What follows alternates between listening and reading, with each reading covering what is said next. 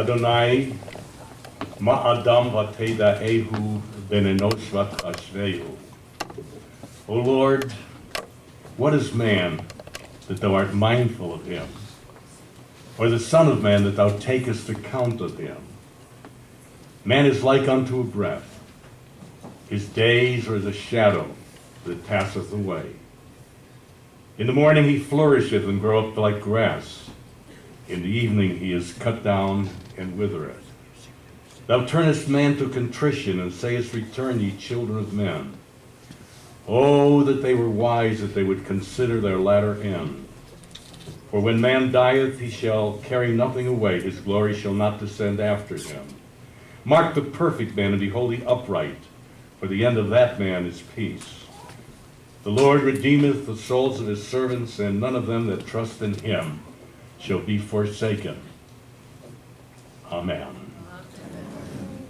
Assembled friends, we come together with heavy, heavy hearts. Dan Browne, a unique, a very special human being. What a tragedy. It's like a nightmare, like it didn't happen. We're going to get up soon and see that we were just sleeping. How unfortunate. Life is so brief. Life can go by so quickly. You never know.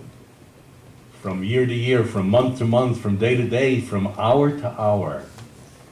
And you know, this is not a depressing thought. On the contrary. If we realize how brief life is, then every moment is precious. Every hour is sacred. We must take advantage of time because you never know. On Lag Bomer, which was Wednesday night, we were all together. All of the parents and children of B'nai Shalom. We were celebrating a barbecue for Lag Bomer. And my wife Bobby was teaching the children Israeli folk dancing, and I was talking to Helene. And I said, you know, Helene, I saw Dan just the other day picking up kids from school in his car, and we talked through the window. And I said, Dan, you must work so hard. Physical therapy must be so difficult on your body. He said, no, he said, not at all. And I said, why are you picking up the kids? Why isn't Helene picking up the kids? He said, oh, I'm picking up the kids because she's making spaghetti. He said they love her spaghetti, and that's why I'm doing it. And then we went back to our apartment in La Jolla, and I got the telephone call. Couldn't believe it. In a state of complete shock. I was numb with disbelief. And I ask you now, Manu maru manich tadak. What shall I say? Put words on my lips. What do we say to Helene, to Eric, to Nolan, to Michelle, to Dylan? What do we say to a grieving mother, to sisters and a brother, to family and friends? How do we explain? How do we justify? Is there any meaning in life? And I'm afraid, friends, there's no answer that we can give them. We can't answer the unanswerable or fathom the unfathomable. We're not God. God knows there's a plan, there's meaning, but we don't understand. We have to accept and have the faith to carry on, to pick up the pieces and go on with life. There are no answers. All we can do today, gather together, tremendous turnout, people standing here and in the rear. What a show of love and affection and admiration for Dan and for his family. All we can say at this moment is we are grateful for Dan's life, short as it was. We are grateful for his activities, for his character, for his personality. And we pledge that he will never be forgotten. Dan was very special. Dan was very unique. He was thoughtful. He was sensitive. He was gregarious. He loved people. He loved children. He was a very committed worker on behalf of his community in the synagogue. He was a man of great integrity. There's a passage in the book of Psalms that fits Dan Browne. Neki chapayim uvar levav. Clean hands and a pure heart. That was Dan, wasn't it? Clean hands and a pure heart. On Friday evening, Sabbath evening at my synagogue at B'nai Shalom, we had a special service, a tribute to Dan Browne. And so many people rose on their feet to share a memory, to share a reminiscence. And we were packed, we were filled to overflowing, adults in front and all the children sitting here on my right. And they sat there, they were uncomprehending, they were stunned, they couldn't believe it, all of them, friends and admirers of Eric and the kids. And everyone got up and shared a memory. And they were beautiful, beautiful memories. One member got up and said, if it wasn't for Dan Browne, I never would have joined B'nai Shalom. I was inspired by him to join the congregation. Another member got up and said, I served on the board with Dan. He was so dedicated. He was so devoted. And then another member got up and said, what a kind, wonderful human being. And then another got up and said, what a marvelous sense of humor. And then somebody rose on their feet and they said a number of years ago, I don't know how many, Dan Browne taught kindergarten. And he taught it next to a bowling alley on Sunday morning. And the bowlers would come in with beer in their hands. They weren't going to church. They were bowling with their bowling balls, and here was Dan Browne teaching Bible and Judaism to children. They said, we'll never forget that. Oh, these were wonderful memories that our members shared with us. And then, out of a clear blue sky, children who were sitting here, stupefied, stunned, arose on their feet. They wanted to talk about Dan. Nar katan yin hagbam, b'fi yonim olalim v'yonkim, out of the mouth of babes and sucklings. When a child speaks in love and admiration of a human being, you know this is the truth. And I marked down some of the things they said. One of the children got up and said, he had such a wonderful sense of humor. He would make faces at me so that we could laugh. And another one got up on his feet and said he coached my team in Little League. And the kids went on and on with their accolades for Dan Browne. It was just heartwarming. And then one of the kids brought a cassette and a tape recorder. We were going to have Hebrew folk dancing, but we canceled it because of the occasion. But the kids did a dance called Amen that my wife Bobby taught them. And they danced this dance in tribute to Dan. Why? Because Dan loved that dance, Amen. And Dan would be sitting in the back, they said, and when they went through the motions of the dance, here was Dan Browne doing that. And they remembered that so beautifully. And then of all things, Alec rose on his feet. How he was able to do it, I don't know. And he talked and he talked, and he told the congregation how strong he was because his father was strong. And his father was strong because his father was strong. Great strength in generations of grandfather and father, and now Alec. And Alec said to the kids, I'm going to be strong. I'm going to take it. I'm going to do the best I can. And Alec brought strength to the children. He brought strength to the congregation. It was a tribute service that I will never forget.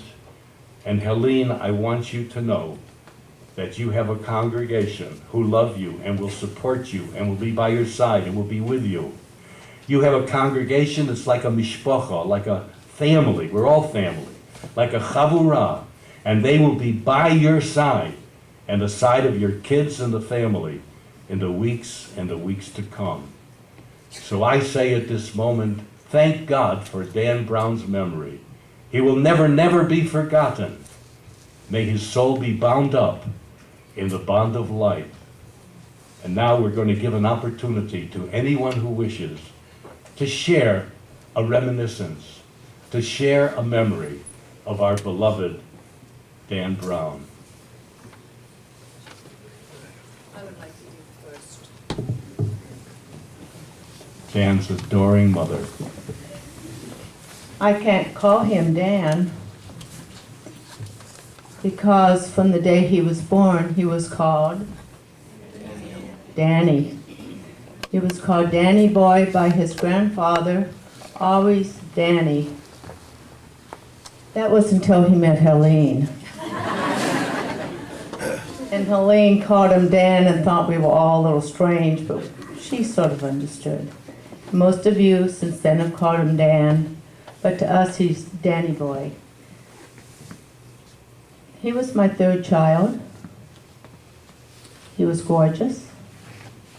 I had him at 5 minutes to midnight, and at 7 in the morning the nurse came in, followed by the doctor, to tell me there was something wrong with Daniel.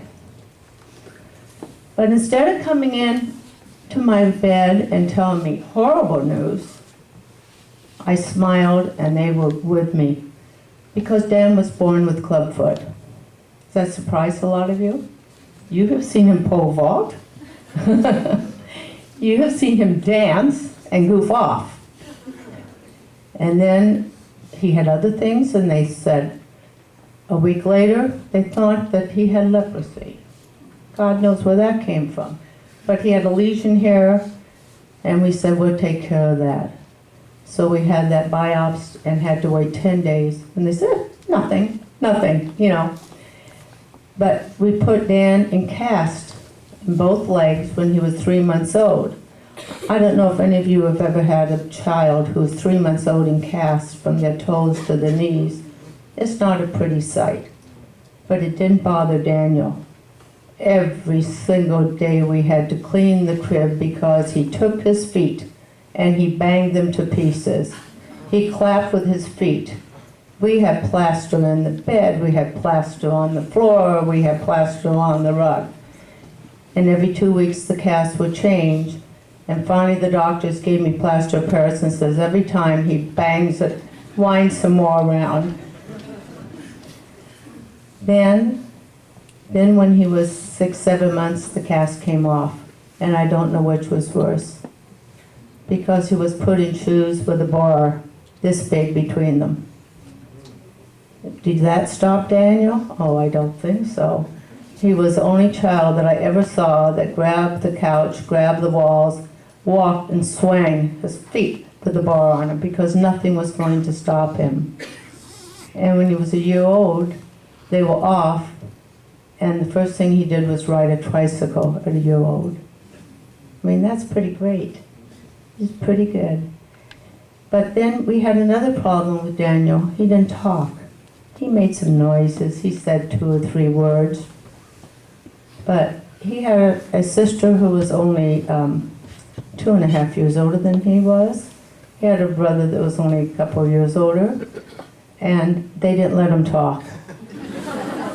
And we didn't realize what was happening. But Julie and Barry would sit there playing with his toys, their toys, and doing puzzles. And Daniel would sit there, and as soon as he tried to put a puzzle in and help, they say, shh, shh, shh, shh, don't talk, just watch, just watch.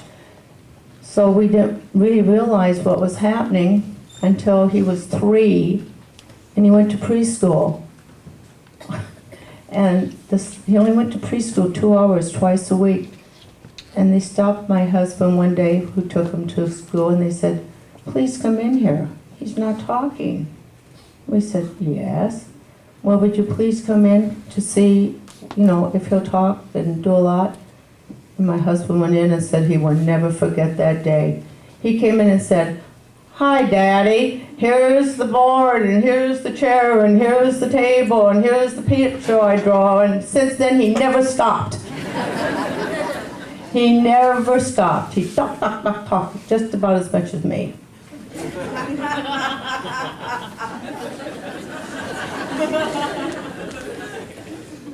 But Daniel was the love of everybody's life.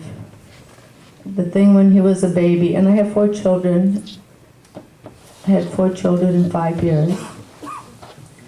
And all of my children are beautiful and good and wonderful children. But he had one special thing. He loved to be held. He loved to sit on laps. He loved to cuddle his aunts and uncles, his cousins. As a baby, he sat there, and they would sit for hours, and he cuddled them. Anyone who knew Danny knew he was a lover boy. He loved everybody, and he was wonderful. It's sad to have him gone. I can't tell you the feel. All I can tell you is that he's with his daddy, who died last June. And he came to me a week after we buried my husband, and he sat down in the kitchen next to me, and he cried, and he cried, and he cried. And I put my arm around him, and I said, "I'm sorry you've lost your dad. I'm really sorry." And he looked up with me with these tears running down his eyes. And he says, "Oh, Mama, I'm not crying for myself. I'm crying for you. I'm crying for you.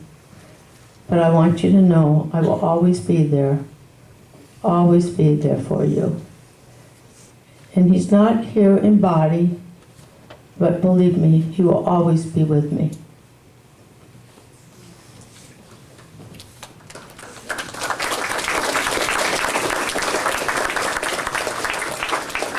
Thank you so much, Barbara, for sharing. I don't want to call anybody by name, but if somebody would come up spontaneously and, you know, we're shedding tears, we're in deep mourning, but we're celebrating. Actually, we're celebrating his life today. And we would love to have you share with us happy memories of Dan, memories of fun and accomplishment. Who's next? Please. That's my boy. Alec is brilliant, and he's going to become either a stand-up comedian or a rabbi. But he loves an audience, and he is worth listening to. Hello. For all of you who didn't come on Friday, that is basically the same spiel. Memories of my dad were never really fun to look back on until he died, because I never saw any of these movies, first of all. I always thought he was this stern guy. He never smiled unless, well, Nolan hit a home run or I got an award or anything. But then I look at this and I go, wow, he's crazier than Mom.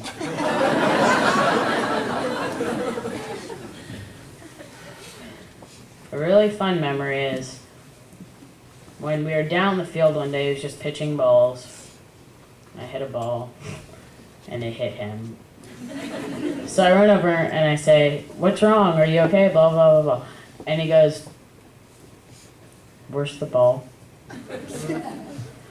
And so that's a nice memory. Never gave up, ever, ever, ever, ever. And, well, I guess that rubbed off on me because I hardly ever give up, sometimes once or twice a year. It's kind of ironic, I think, because last year I took down our porch, and this year I'm putting our porch back up. If you could see our house now and compare it to the house we moved into, it would be completely different. We moved into a house that should have been knocked down. It was a moldy yellow color, and everything that wasn't dead was a vacant lot. The garden, which I call Garden of Eden, which it probably is, was supposed to be Nolan's pitching mound, but, well, it wasn't big enough. The fruit trees hadn't been planted, I'm pretty sure. Those were planted. The garage hadn't been built, and all the concrete was cracked. My grandfather's house wasn't as big and nice looking. The shop wasn't built. Instead, there was a bunch of old pig pens that was covered in barbed wire and hazardous things. And I remember my friend Sawyer got a piece of barbed wire stuck in his ankle once, and oh God. I ran up to the house and got all my parents, and they were like, oh, it's okay, we can just take him to the vet. I don't really think they liked him very much. And then my dad just told me, he said, Alec, it's not your fault. I'm like, yeah, it's my fault. I shouldn't have taken him down there because he had sandals on and I had tennis shoes on and blah, blah, blah. But then he said, Alec, nothing's your fault unless you know it's your fault. And I didn't believe him. He was never a spiritual guy, despite what everyone says. He was a Jew, and he liked being a Jew, and being Jewish was the biggest part of his life, but he never failed to bring up the fifth commandment. If any of you know what that is, and if you don't, it's respect your mom and dad. Besides that, the biggest spiritual stuff would be, you got a lot of family up there, Alec. It's almost as big as the one you got down here. And on the way to martial arts every day, I'd ask, how big is our family? And he would say, last time I checked, we had a lot. Never gave me an exact number, but, well, you guys can't really hold family to just blood relatives and cousins and aunts, uncles, second cousins, third cousins, cousins. Because the baseball teams he's been on were his family. Rick and Heidi were his family. Everyone he ever met, like my grandfather, he touched. He helped them to become better people, if they weren't already pretty good people in the first place. Being a physical therapist was his entire life. He was always helping someone walk, and Bobby might remember this. When we were in Catalina, I sprained my ankle and he didn't let me stay in the hotel room. He always said, get up and walk. You did it once, you could do it again. I didn't know he had clubfoot when he was little, so that was a bit of a shock. I could have held that against him and gone, hey, you didn't walk for a while.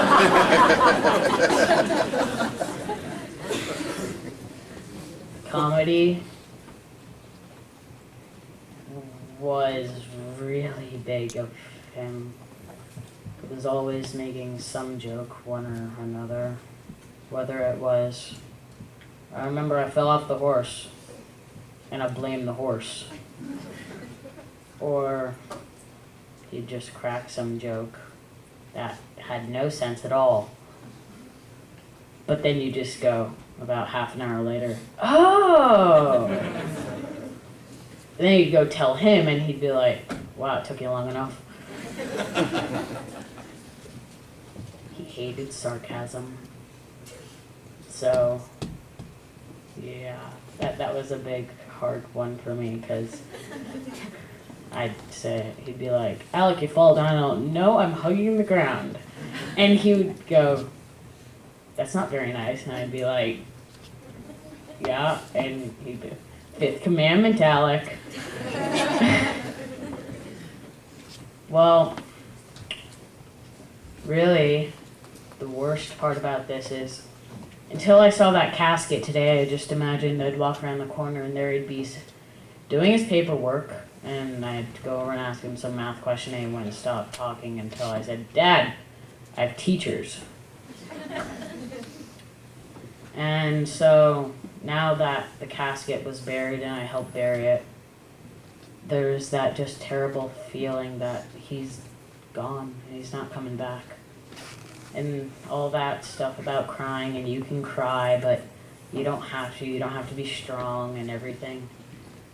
Well, it was a week before he cried, and well, it's almost been a week for me.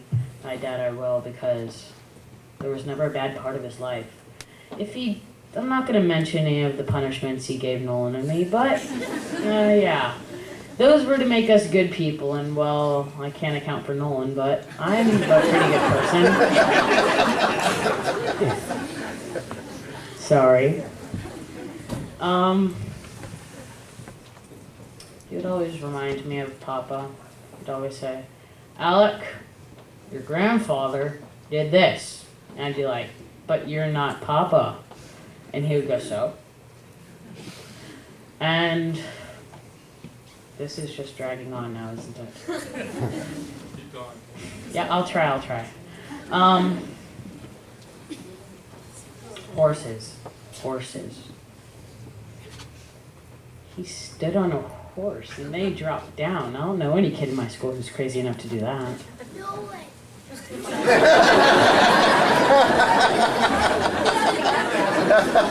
There's a family curse on horses. We always get bucked off. Melissa got bucked off. I got bucked off. No one got bucked off. I'm pretty sure Jacobian and Kira, of course. How can I forget that? Got bucked off. Papa once made a book of all the pets he ever had. Most of those were horses. And Misty, his pony, who was white. You probably saw her up there, or him. Don't know. Her. And that was hard because now there's only a few ponies. And dogs. He never forgot to remind Nolan to feed the dogs. They're people tell him to start taking your food away and stuff. And though he never did, Nolan was scared just the same. God, there's a lot of people here today. I didn't know if there was this many people that he knew. There's family I haven't even met yet. That should give you an idea how big it is. Cousins, aunts, uncles, friends. You're all here today because of my dad. But what you don't really realize is that besides a dad to just me, he was a dad to everyone under the age of 20. Teenagers. I remember every babysitter I've ever had, if they were in trouble, he'd help them. Sally should know that. And everyone else. When we lived in the condo, he taught me how to swim. And he taught me how to swim by throwing me in the pool. Never used floaties. He wasn't that nice. At my grandmother's house, I can still feel my grandfather around there. I just hope my dad isn't at our house because that'd just be too creepy.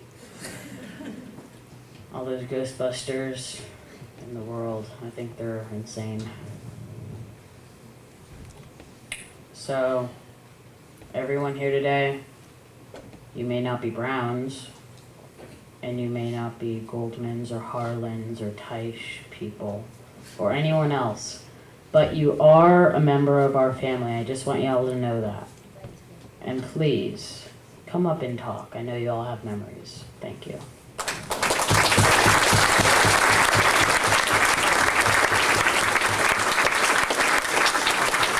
Thank you, Alec. He's something else, isn't he? At family night, we have bibliodrama where we reenact some of the stories of the Bible. Every time we come to Moses at the burning bush, or the Exodus, or the call of Abraham, you know what role Alec always wanted to play? God. He always wanted to play God, and maybe someday he will be God. Isn't that unbelievable that a mother and a son can talk and share with us? It helps us, doesn't it? It really helps us. Yep. Oh, by the way, what really impresses me are these kids in Little League uniforms. Isn't that a tribute? Isn't that a tribute? Dylan told me he played yesterday in Little League and he made some runs. I said 2, 3, 4, I kept counting. And then Nolan played in the league, had 4 hits. Terrific. Hi, I'm going to talk next because next to Helene, I slept with him longer than anyone else.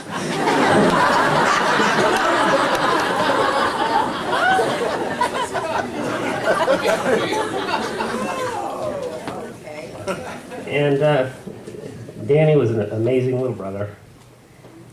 He never turned me into mom. And rarely turned me into dad. And when although terribly shocked and surprised by this sudden death.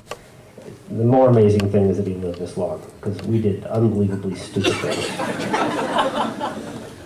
He was not a natural athlete, and he really had to fight to do everything that he did. And I never let him win, ever. At anything, I'm 2.5 years older than he was. And he fought me day after day after day. We played one-on-one tackle football in our yard all the time. We played one-on-one baseball in the backyard.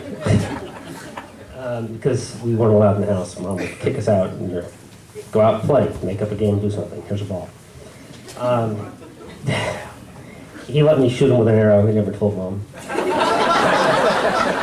We went to camp and we came back and we wanted a bow and arrow, so Mom bought us a bow and arrow, and Daniel occasionally would get on my nerves. And he went to the bottom of the hill and hid behind the tree, and I figured I probably couldn't hit him. But you know, I just shot it up and it came right through the tree and hit him right on his buckle of his pants. And he fell over like he was dead, of course, because he thought he was. And he had a big welt underneath his hands, and I told him, "Don't tell Mom or I'll kill you." And he didn't, to his credit. He never turned me in for that. We started going skiing together every year back about 1984. And he was a really lousy skier. He didn't know anything about skiing, and I had been skiing for years. My friends had been skiing for years, and he kept up with us, even though he was out of control. He was like, we took Chris skiing a couple of years ago, and Chris was worse. Well, he was similar to what Dan was doing, but we were nice to Chris. We waited for him. When I was with Dan, we didn't wait for Dan. We just went ahead, and he skied full speed down the hill. Some unbelievable crashes that no one's ever seen. We were sat once, I remember, at the bottom of Alpine Meadows, and we saw this guy just tumble from the top of the ski run all the way to the bottom. We said, "Man, look at that guy, he just kept falling, falling. We said, "Man, that guy is dead," all the way to the bottom, and didn't think anything of it. And then about an hour later, he goes, "Man, I went up to that lift, and I just fell." You guys left me behind, and I didn't know where you were. But he would just do unbelievable stuff. You know, we started avalanches in Utah together. I mean, I got stuck in an avalanche upside down, hanging from a tree by my ski, and he and his other friend, they came and they released my ski and got me off. We jumped off cliffs together. We skied into one cliff and we had to take our skis off and climb down it because we couldn't even ski down it. We did just absolutely crazy things together. We went through Europe. We walked up to the castle in Hamburg while he said nasty things about the Germans at the top of his voice after having a few beers. Well, my friend Danny and I said, "We don't know him. We're Canadian."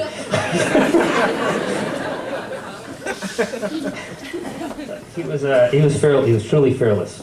And his drum set's a dangerous Dan. He lived dangerously, but to his credit, he got married. He had 4 kids. And I was always proud to have him as my brother.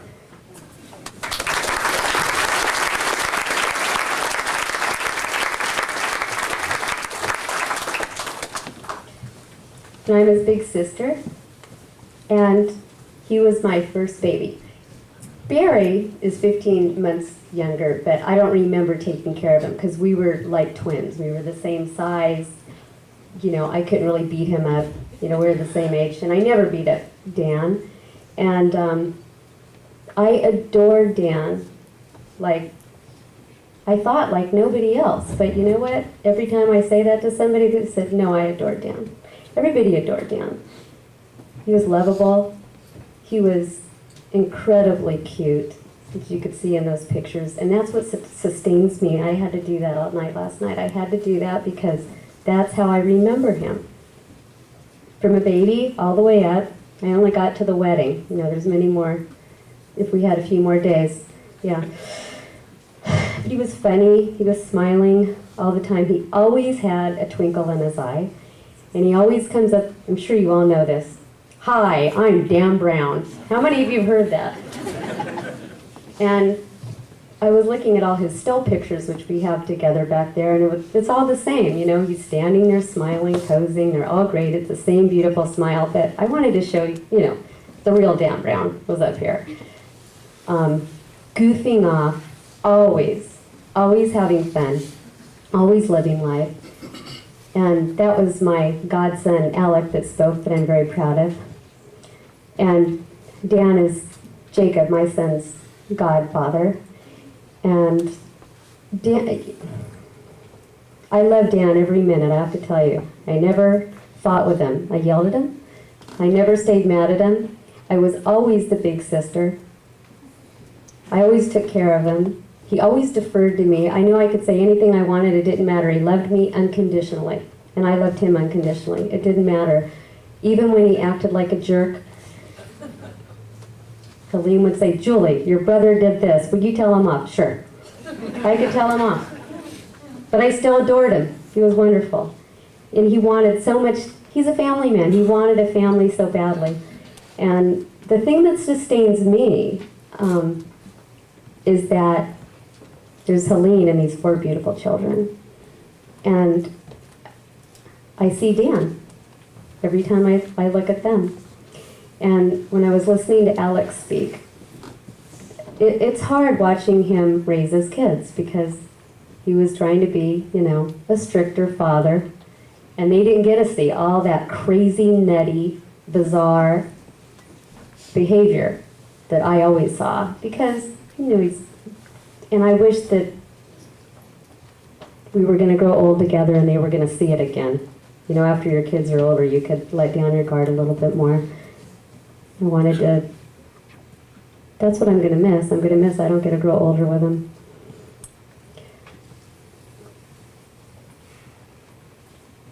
He always said the funniest things, and I always loved to tease him. Like, Dan was good for saying something stupid.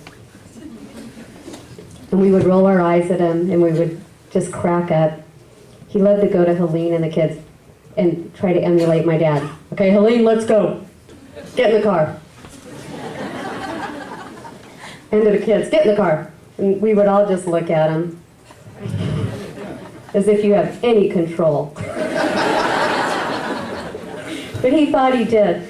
We're sitting around, you know, he lived behind us in Madison, where a lot of those pictures were. We have just wonderful, you know, I have like a million memories of Dan.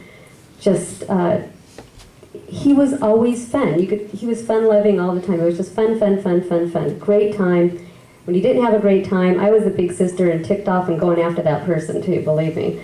But one time he's sitting at the table, and I don't know what the heck he was talking about. It was the funniest thing, but he was explaining to us how he had healing hands. I got a lot of mileage out of that one. Because he was serious. And he did have healing hands as a physical therapist. But I think he was thinking about it in other ways too. It was pretty funny. Anyway, he was always a mama's boy. And he was also his father's son. It was amazing. He was so close to both my parents in different ways. And we teased him for that too, Helene and I. There he is over by Mommy. Mommy said he has to go over. But that was endearing. Everything about Dan was endearing. Anyway, I'm not comforted. This was too early. It's not fair. I can't make any sense out of it. I wanted to talk now while I still could, and I smile because I have all those wonderful memories, and I have these videos, thank God, because I remember what a nut he really is, and it makes me smile. And on those videos that you saw with him with a horse, did you see that when he went under the horse, picked up the foot, did the whole thing? He was always standing on the horse. He was a clown. He was always cracking everybody up. He was just the entertainer, anything to get a laugh out of everybody. Well, you should hear what he's really saying. You know, he was just saying this bizarre stuff, and Wilbur, that was Dan. That was Dan. You'll have to hear it later. But I knew there were going to be a lot of people here, but this is just incredible. And I know that Alec and Nolan and Melissa and Dylan and Helene, we're all family. We're all going to take care of each other. And I think these kids are going to carry on his legacy. They're all wild, just like he was. They're all funny. They're all humorous. And I am just so glad to be his sister. I'll always love him. I still love him. And thank God for the memories.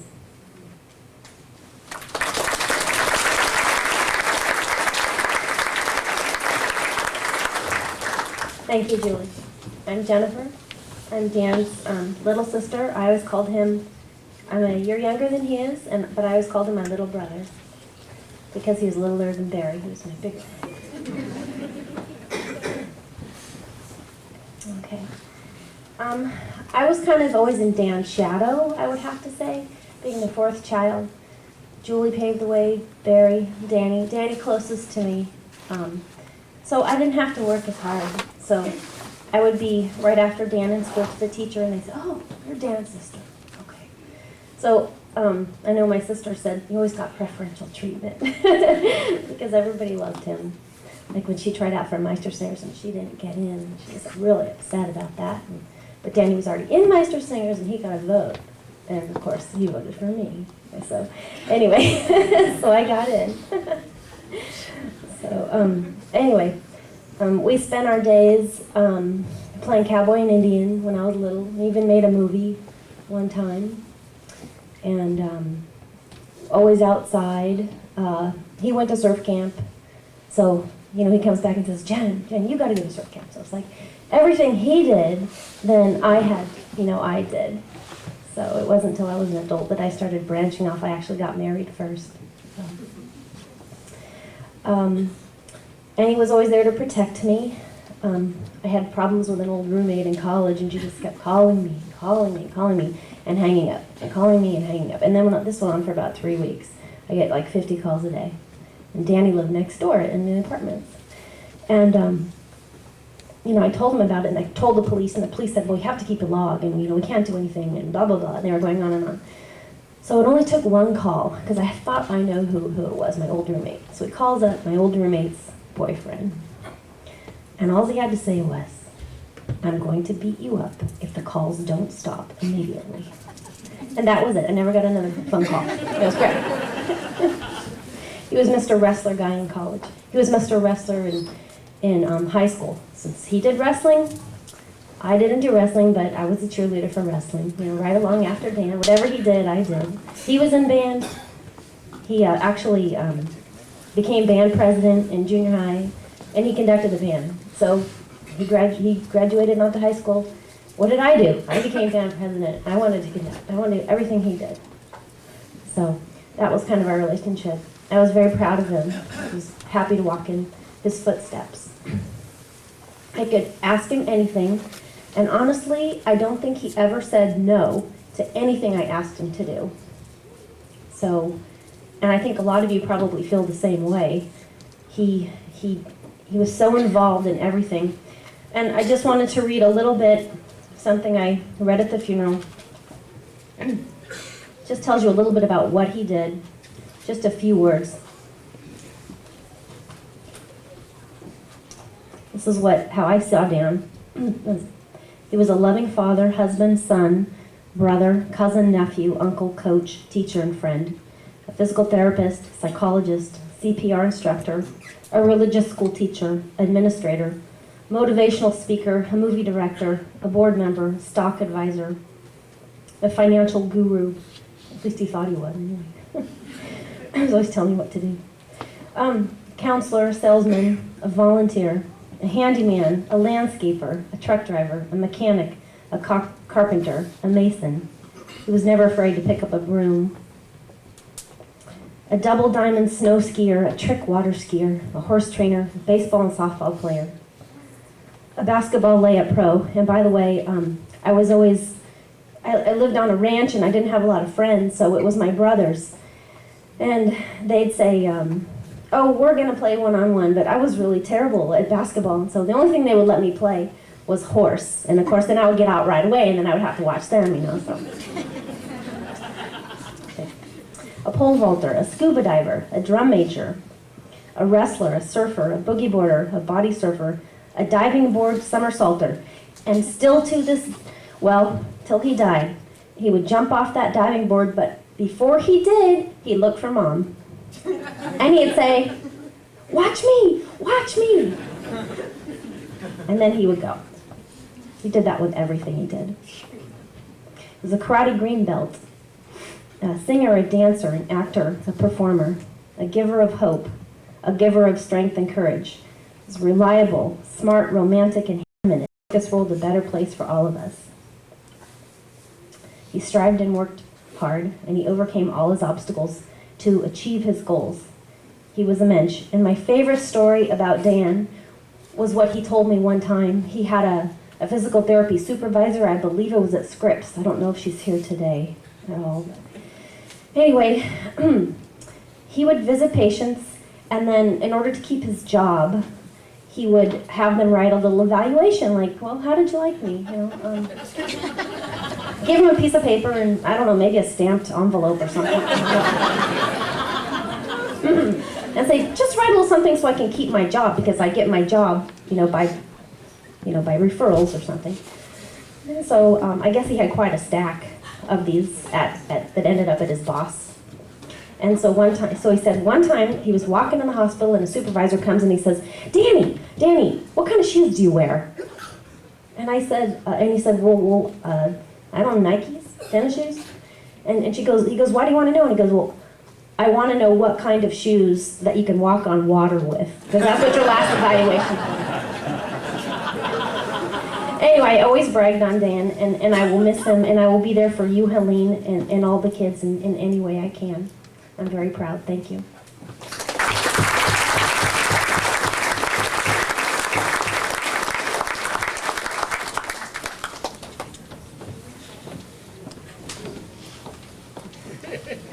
I'm Dan's favorite mother-in-law. I'm so proud to be the mother of Helene. Some of you might say, how did the Browns and the Teisches get together? Well, in August of 1990, when she wasn't coaching gymnastics that Friday, Andre and she went to Temple Solel. And at the Onyx Shabbat, which is, you bring the Jews and then you feed them, this wonderful couple, Charlie and Eleanor Zion, who are here today, came up and said, how old is your daughter? Because she always looks younger than she is. She was 23, 24 at the time. I had the perfect guy for her.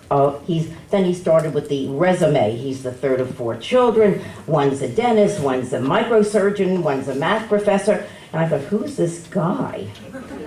And so he said, let me get your phone number. So we gave him our phone number. Unfortunately, it was 727-3870, and it was written down 78. So a week went by, and Eleanor and Charlie's daughter Sharon called up and said, has Dan called Helene? I said, no. Well, what number? And I said, well, thus is so is the number. Well, he immediately called her. I could hear the giggling in her bedroom on Goldenrod Lane. The minute he walked in our house, I knew he was my son-in-law. Their first date was a hot air balloon ride. He sent, to invite her for this, a basket with a black and white calendar, and I don't understand the significance of that, and this gigantic balloon with blue ribbons. And I never told you this, Helene, but Amelia and I were there, and we couldn't imagine what this was, so we opened up the envelope to find out what it was. I said, what the hell is this? There's somebody sending my daughter a cow and a balloon? And it took 6 weeks until the NJB, AKA Nice Jewish Boy, put an envelope in the back of our mailbox at 1820 Goldenrod Lane. Don't do it now, we don't live there. And he invited her on a date, wear a black dress, and that was the day he proposed. And he asked Andre, one night when she was at gymnastics, for her hand in marriage. Actually, we wanted him to take the whole body. So that's how it all started. They met in August.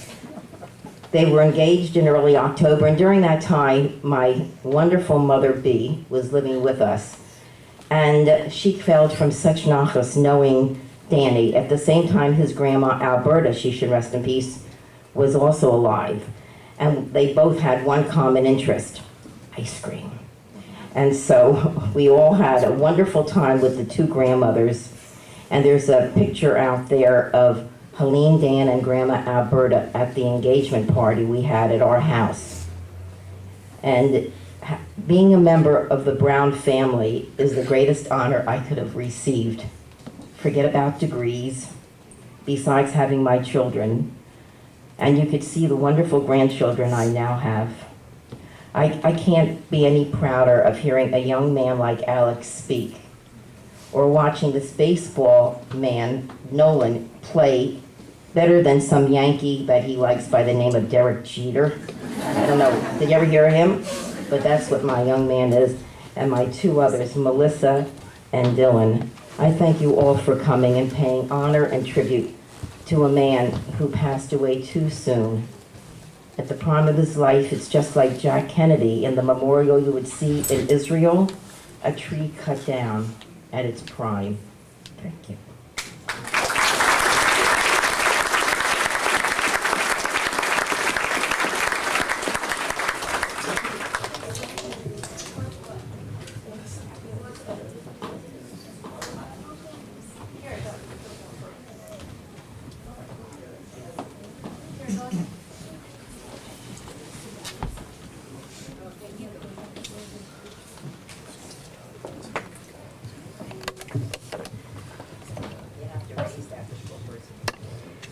What an incredible family. No wonder Dan was the man that he was. The friend that he was. I was scared to death getting up here today that I'd forget so many things that Dan meant to me, the deep relationship that he and I shared. I wrote down a bunch of notes. I started off with Dano. That's what I called him. He always called me, "Hey, Coach Rick." So we started our conversations.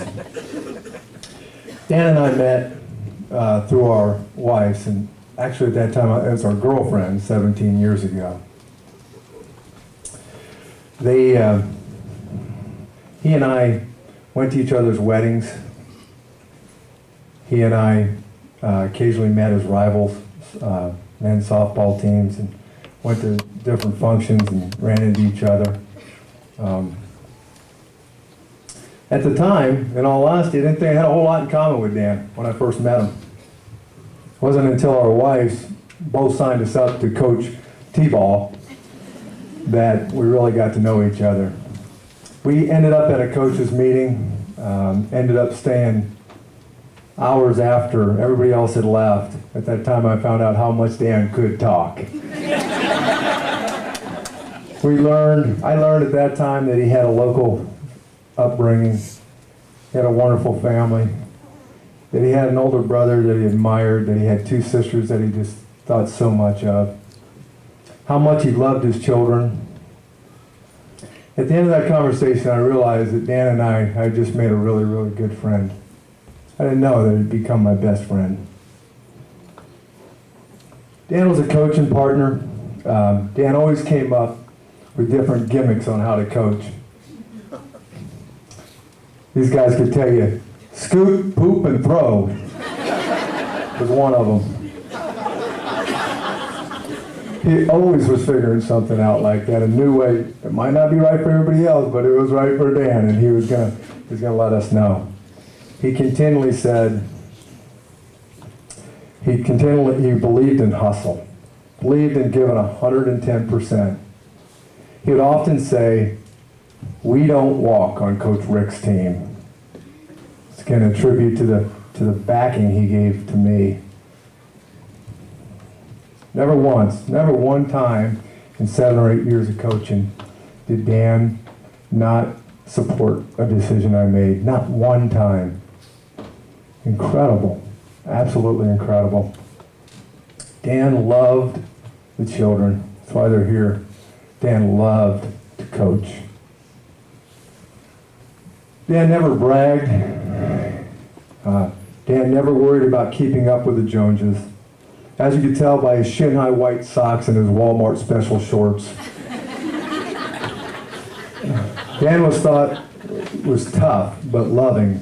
Dan put others in front of himself. I can hear him say right now, "No, no, no, I'll take care of it, go on, I'll take care of it." If I had an issue, Dan would worry more about my issue than his own issues. Dan loved to fix things, loved to figure things out. He'd put more energy into my issues than his own. And for years, I used to marvel on how he came up with this stuff and how he figured these things out. And it wasn't until way late in our relationship did it slip out that he had an MBA, beyond the fact that he had such a solid family and had such good street sense. Dan was old-fashioned in his beliefs of respect, a trait he was unbendable on. He believed that children respected their parents. He believed that people respected one another. On the dance floor, Dan was not going to put Michael Jackson out of business. But another trait that came out later in our relationship was that he was a fantastic drummer. Dan was a great athlete, although he and I kept trying to figure out if we were just getting slower or all these young teams were just getting faster. Irregardless, Dan continued to prevail as our leadoff batter in our our co-ed softball team.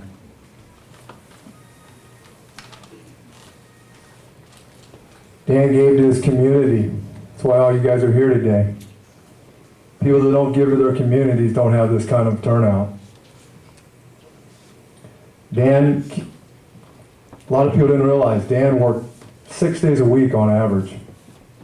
Yet, he still coached at least one team at all given times, and a lot of times 2 teams. He was a teacher at Temple for children. He was a volunteer in his schools. Did many, many things for the community. Most important, Dan was a good husband, father, brother, and son. Dan loved Helene with a passion. Dan had a great respect for Helene in the fact that she was such a fireball. The fact that she could keep up with most of the guys out there and even outdo a lot of them. They took walks together in the morning and honored each other as husbands and wives should do. Dan was loyal in all respects of the word. He drove around with Helene's picture on his dashboard. Dan's kids were nothing short but perfect in his eyes. Dan loved going to Taekwondo with his oldest son, Alec. He was incredibly proud of his accomplishments in martial arts. He was incredibly proud of the way Alec had hit a home run a couple seasons back. He's incredibly proud about his personality and his drama.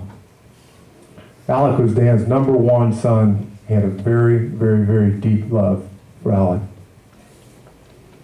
Dan took pride in the apple of Nolan not falling far from the apple tree. I really believe that Dan saw himself in Nolan. Although Dan never boasted about himself, never ever. Dan saw the best in Nolan. And without reservation, he would let Nolan know in front of all present how good he was. As Steve Walmsley said a few days ago, Dan had a lot to be proud of. Dan loved his little girl, Melissa, as I can hear him saying right now. He loved her hugs. He loved her happiness. He loved her heart. And he loved her spunk. Dan loved his baby Dylan. He loved being around them. He marveled at the ability to catch, throw, and hit at such an early age, and he enjoyed going back to rookies and t-ball and being able to laugh at the fun Dylan was having. Dan loved his brothers and sisters, continually telling me about their accomplishments. He took great pride in having an older brother as a mentor and sisters who could always rely on him. His siblings were not just shared genetics, but they were friends who he held the deepest desire to be close to. He always knew he could count on them. They had a love for each other far beyond most siblings. Dan loved his parents, and who he was as a result of them. Dan's giving personality was no mishap. It was taught by John and Barbara Browne, a couple who've given more by accident than most people give in a lifetime. Dan never allowed distance to grow between him and his parents, even with the pace of life. Dan had great respect for his parents. He and I had many, many conversations about the hard work that his parents had gone through in running a family-owned business. Dan was always outward and sharing of his love with his mom, trying to make sure she was always happy. In all bad comes some good. I'd like to think that Dan's temporary loss on this earth to be found someday again in heaven. And the way he lived his life on earth would make us all take time for one another, focus on our friends and our family, not worry about keeping up with the Joneses, contribute to our communities, and center on our lives, on what is important. I always loved Dan. I always loved his family. I will greatly miss him as a friend.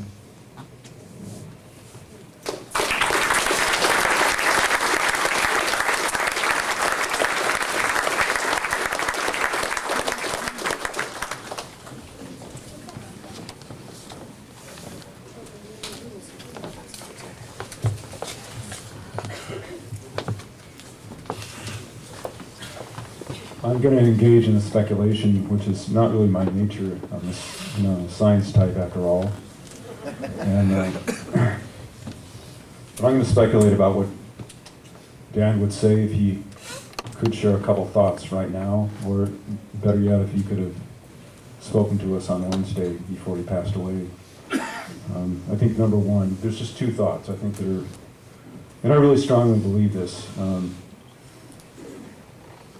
He would have said, I'm the luckiest guy ever, because I was raised in the most amazing family, and I was raising the most amazing family. And I had an extended network of family and friends that were beyond compare. I know, he would say, oh, well, I didn't become a millionaire when I was 30, like I promised I would. And maybe some other goals were not met, like I didn't finish my deck in, a month, and all that kind of stuff. But he would have said, this is amazing what has happened to me. This life's been fantastic. And then the other thing he would have said, the other speculation I'm going to engage in, is that he would have said to Helene and Barbara and the bereaved among us that don't do things like I did. I was always trying to do everything myself, and I want you to be strong like I was, but I don't want you to feel like you're alone. And when you do need help, I want you to let other people know that you need it, or that you just want it, and that you are not alone. If you look around this room,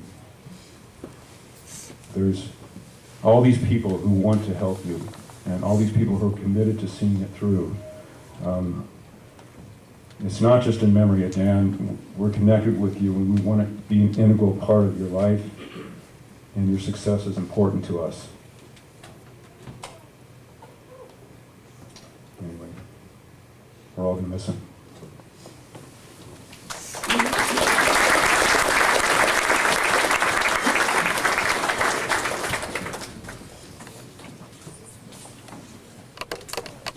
Get the microphone way down.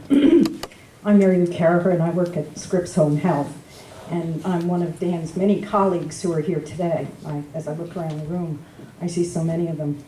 We're here to honor him. We were so saddened and distraught by the news that we received from Helene on that morning. And we extend our sincerest condolences to Helene and to Dan's children and to his mom, Barbara, and the rest of his extended family. We want you all to know Dan was very special to all of us and to all the Scripps patients and other patients that he cared for as a physical therapist throughout his career. His patients adored him. And they regularly took the time, whether or not he prompted them, he regularly took the time, they took the time to write and tell about their heartfelt praise about the care they received. So I'm going to read just a few of the recent comments that we received from patients about Dan.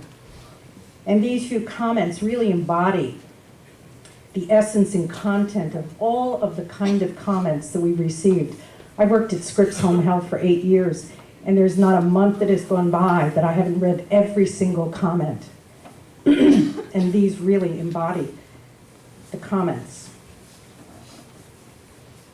He's absolutely phenomenal. That was a wife who told us that recently. Dan inspired my husband to walk and become independent again. Now I know that patient, and I know that wife. That wife is one of our Scripps employees. She's a director at Mercy Hospital. And her husband was really very ill and had confined himself to a wheelchair because of his disability. And I saw her at a social gathering one time, and she said to me, "Mary Lou, do you know Dan Browne?" I said, "Of course I know Dan Browne." She said, "My husband walks because of Dan Browne. He got out of that wheelchair. He had a very debilitating illness. And he was a young man, and he had been a coach." Another recent comment was sent to us by a daughter, and she said, "The experts had given up on my mother, her recovery, and when she came home for therapy, we didn't expect much when Dan came there. Our expectations were very low. But after a very short period of time," these are some of the things that are said in this 2-page letter, which you don't get, just prompting a few. "After listening and analyzing, Dan decided the best approach was to show my mother what she could do rather than tell her what her limitations were. He immediately assisted her in standing at the kitchen counter. The first time, he did all the work, but he proved to her she could stand without feeling faint. He proved to her with work she could stand by herself. The rehab center where she had been refused to allow her to stand, despite her constant entreaties to do so. Dan listened, he heard, he was guided by the human element. What a refreshing change. Recovery wasn't easy. My mother worked hard. She recently went home by herself to Florida. She lives alone. She's walking with a cane or a walker. She is disabled but highly functional. Eleanor's fantastic progress was only because of Dan. Do you know how fortunate we were that you sent us Dan? He gave my mother her life back, and her feet should not be understated. Dan, we will miss you and what you do and what you've showed us in all the short time we knew you. In September, there will be an American Heart Walk in Balboa Park, and the home care team is going to walk for Dan Browne. And I am not his supervisor, but I did ask him one day what kind of shoes he wore.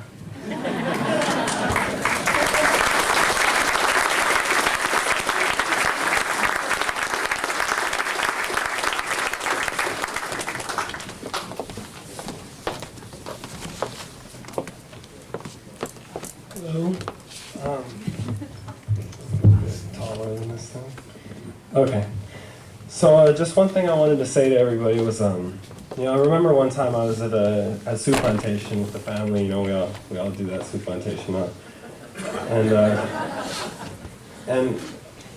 I remember he came up to me. He told me, he said, he gave me a compliment. I don't remember what it was, and I told him, beginning adolescence and whatnot, not thinking that much of myself. I told him, no, that's not true. And he looked at me. He was very serious all of a sudden. He said, when somebody gives you a compliment, not only are you supposed to take it because, you're sort of insulting the person that gave you that compliment, but he said, you should really notice that your own personal strengths are being recognized. You should recognize your personal strengths. And so, throughout my years growing up, I'm starting to more and more do that, and I sort of attribute it a little bit to what he told me. Really appreciating myself, and I just think that it's something that I always saw in him too. Is like you gotta have, not to be cocky or be arrogant, but to just truly admire what you have. And something that it's, even though he's not physically here, as I get stronger in this, because I still have a long way to go in it, I attribute it to him, so he still lives on eternally.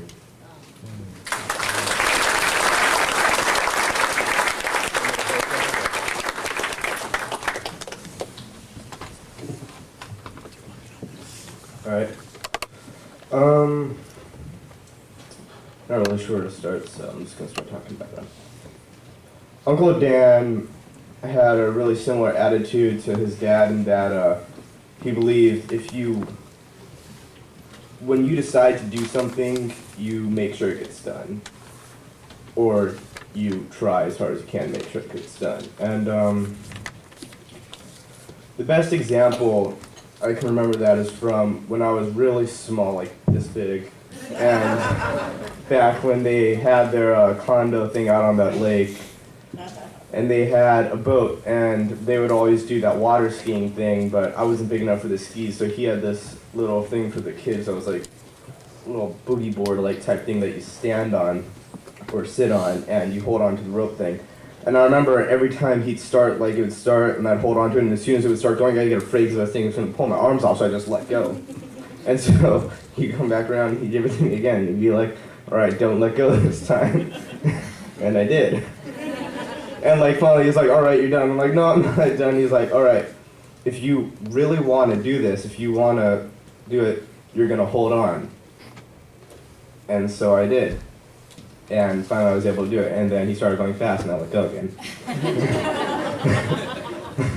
But the point was that he believed if you were going to do something, you had to do it yourself, which is why he was so good as a physical therapist. Because as a physical therapist, he didn't walk for people. He had to teach people to walk, and he had to make them understand that they had to walk themselves.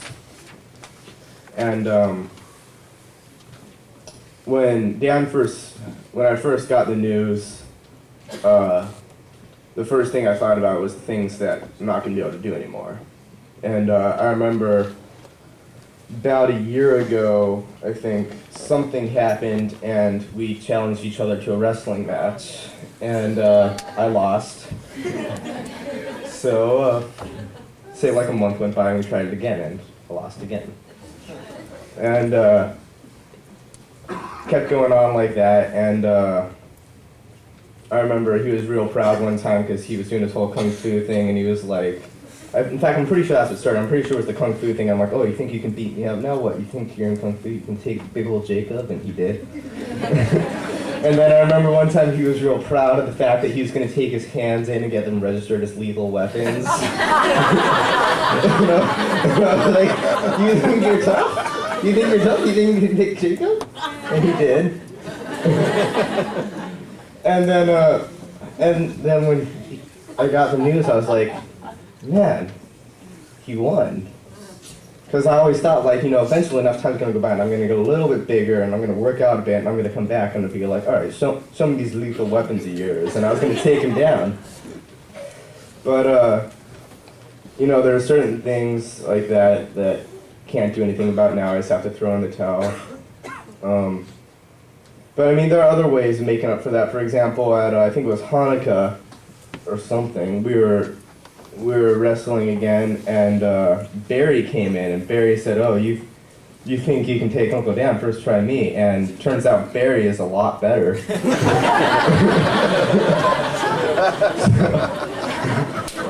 So my thoughts on that are now I can reconcile myself if I ever beat Barry.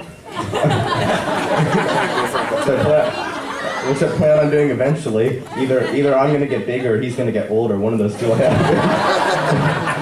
Point is, I'm going to win eventually. And when that happens, I'm going to consider myself a winner.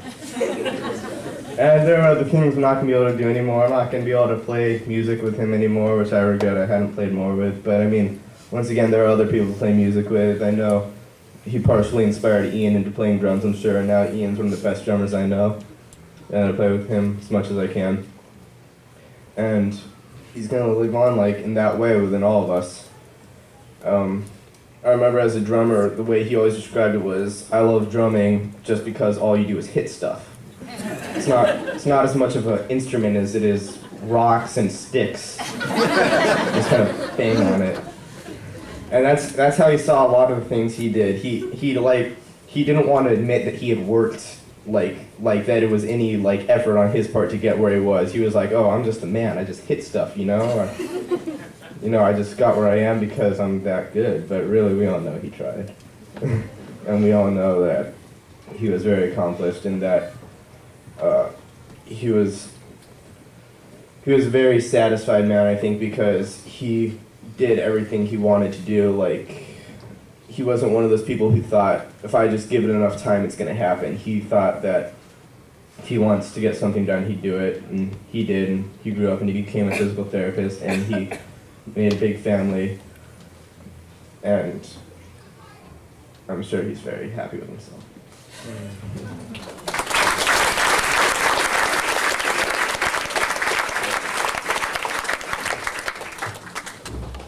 Alright, I'm Ian, I'm his nephew.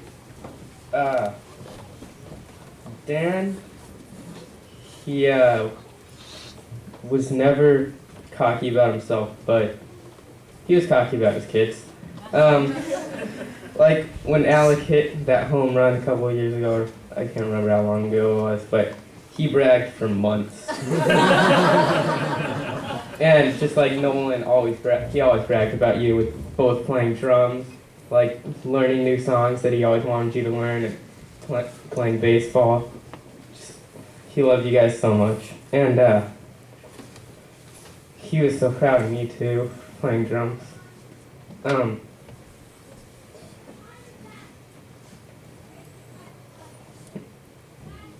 Getting all choked up, can't remember what I was going to say. He loved his job. He always loved to help people, and that's why he loved his job so much. And I remember this one time he told me that if you love what you do, or if you do what you love, I can't remember, but you'll never work a day of your life. And Dan never worked a day of his life.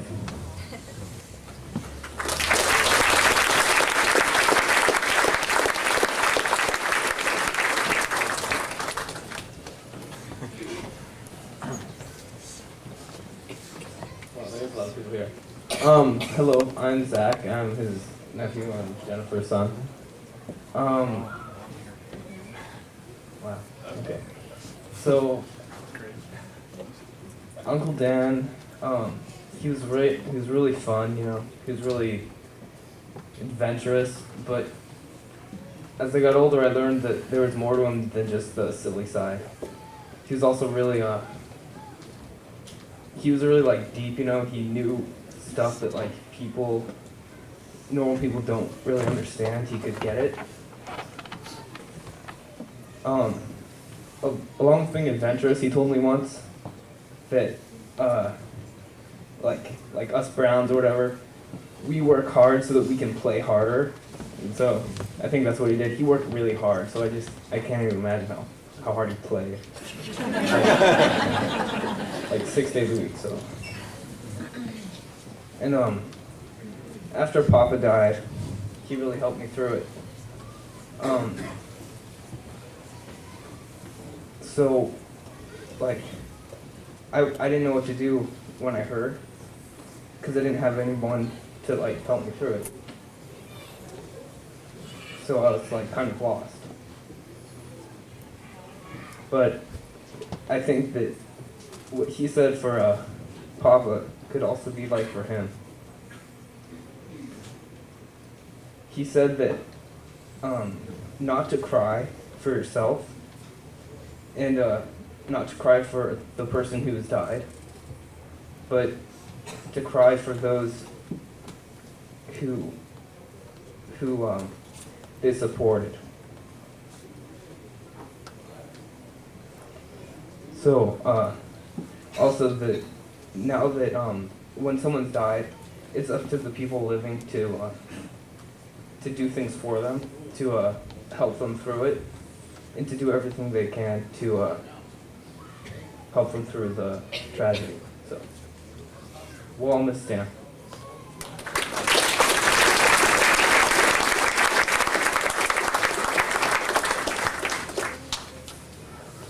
Hi, I'm David Tyson, Helene's brother. And I never speak in front of anyone other than my family, so please bear with me. There's like 1,000 people here. It's sometimes easier to be nice to people who aren't related to you, like your friends or your cousins are not closely related. And my mother said that when we married into the Browne family, I don't know if Dan really expected what he got over the last 15 years. He got good things, but he also had a lot of peckles of trouble going along the way. When, as my mother said, there's a picture of my grandmother being in Alberta with them when they got engaged. And that was the last year of my grandmother's life at that time. And he just helped her. I mean, eventually she did pass away, but it was so comforting for us that there was someone in the healthcare profession with him and Barb and everybody else to help her in that last leg of her life. And then I know a few years ago, unfortunately, my other sister, Michelle, her spouse passed away. And with hesitation, you should just come live with us. You'll work it out. Everything will go on. Everything's going to pick up. And then he helped Michelle move from San Diego County up here to I think, Rancho Santa Fe. And that was very comforting for me living in New York. Then a few years ago, before that, my parents ended up breaking up. And again, hesitation. My father, come on, Andre, come you live with us. You'll have the back house. Again, I was in New York. It was very comforting. I mean, nothing with ever a quibble with Helene. I mean, you know that. But some people would say, maybe hesitation. There was never hesitation from my side of the family. I mean, the Browne side is just unbelievable, and I've seen that over the last few years. And I see that strength that my sister and her children have pulled from situations that my family, Taisha's, have endured, that I don't think would have been as easy for us if Helene didn't marry into someone like Dan Browne with the upbringing that John and Barbara, my sisters and brother, gave him. It's very heartfelt for us to know that. One thing I know Helene and Dan were very big on was at the end of any conversation, going to bed, walking in the morning in the car, it's always, I love you, no matter whatever happened, we know, and I'm going to take back to New York with that next week whenever I go back. The love that they felt for each other and just the sea of humanity, and it's just not the Browns or the Goldmans or the Teiches, as Alex spattered up all the family names of blood, but as what he mentioned, the people here are just, and I'm sure Barry's going to take back to Massachusetts and Jennifer back up north, that the family is going to be so well taken care of with everything, with support and love and spirituality, financially, emotionally, and it's a great comfort for me that Dan Browne was raised by John and Barbara just to be so out there for every single person, and it's just coming back to us. So the best memories I have is just having him help my family, and without hesitation, come live at my grandmother Rose. Also, she was too cold in the winter. Come 3-4 months to, for everyone knows Grandma Rose or chicken soup or something. Just, live with us till you go back to New Jersey, it's warm. Just without a hesitation, I was always picking up anything for our family.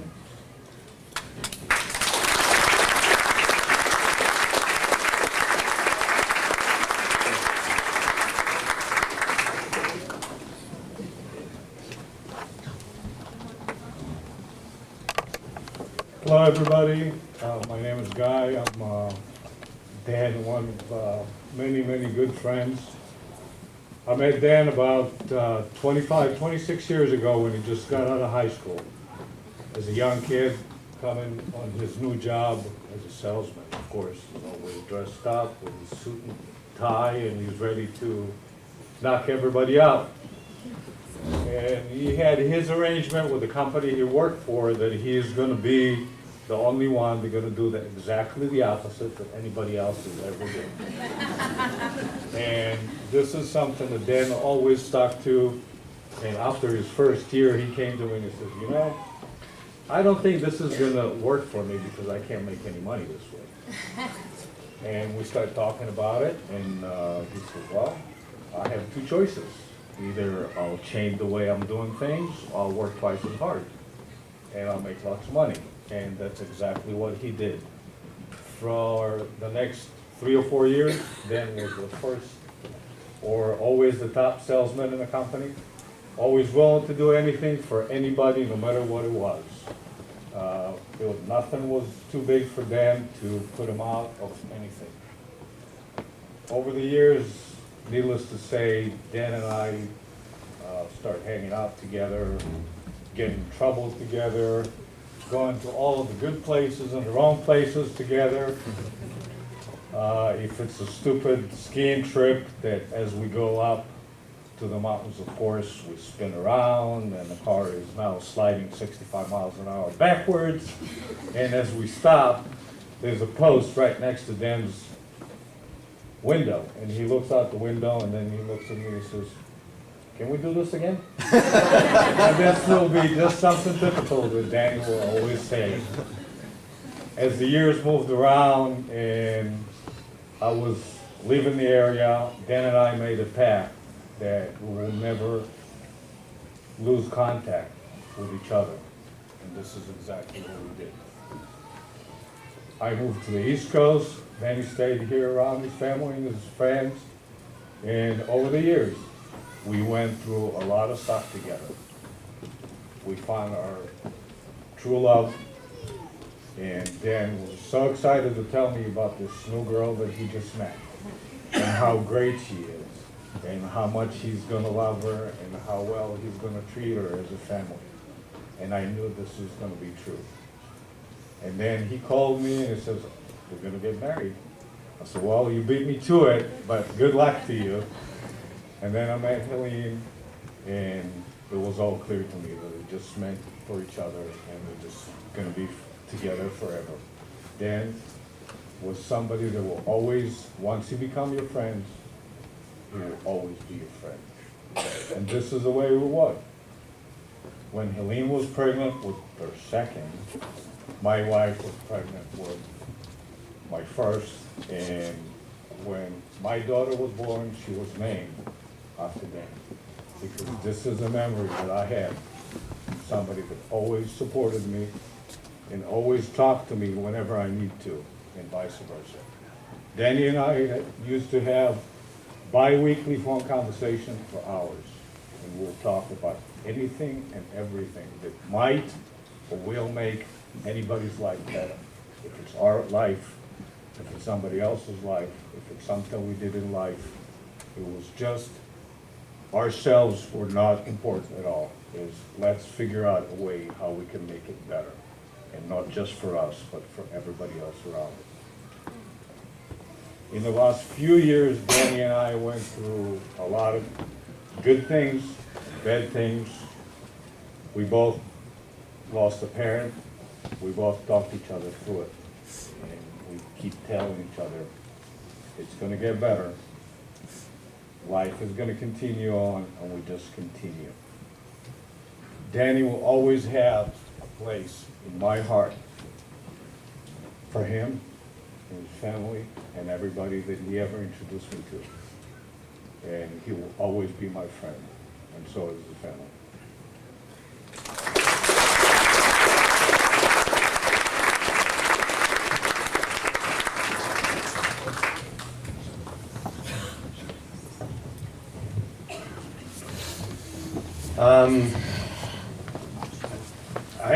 I don't know hardly anybody in this room. Kind of like Alex was saying, I've only known Dan for about 6 years, Rick? 5, 6 years. And I'll tell you what, for somebody to touch somebody as hard as he's touched me is pretty powerful. But Helene, you know, we're very good friends. We've coached together now for the last 4 years or so. But I want to talk as a father. And the fact that my son played baseball for Dan Browne, I mean, he's different, completely. You see so many, and there's a lot of baseball coaches that are here right now. And you see so many times the coaches getting in the way of the kids having fun. They seem to be getting more into it than the kids are. Almost like they want to win more than they want the kids to learn or win. And the passion that Dan had for baseball and teaching baseball and the way he taught baseball was completely different than anything I've ever seen in my life. I mean, he could have coached a Major League Baseball team, just with his ethics. The way a kid would come in, and if he didn't like what happened, instead of him telling him what he did wrong, which is what you hear 90% of the time, he'd sit him down and say, you know what? This time, next time, let's do it this way. That was okay, but next time, let's do it this way. And that kid just look at him and smile and say, okay, Coach Browne, next time I'll do it that way. And I hope that a lot of the coaches here in this room will take that away from Dan. And yes, he was a friend, cared about him a whole lot. But again, as a father, I want you to know what he's done for my family, my son, and what he's taught me as far as being a coach goes. That's what I'm going to take away. Yeah.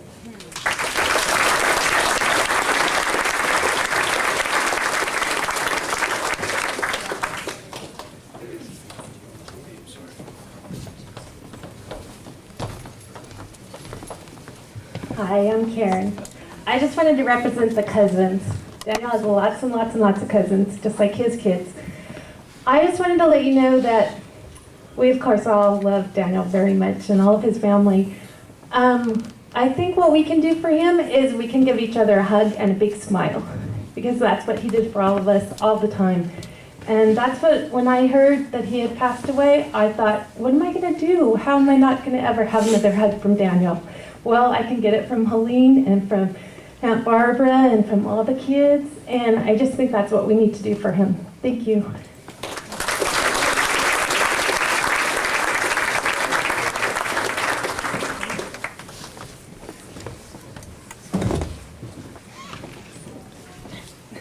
I'm Chris Seaman, and I know a lot of people can say this, but Dan was my best friend.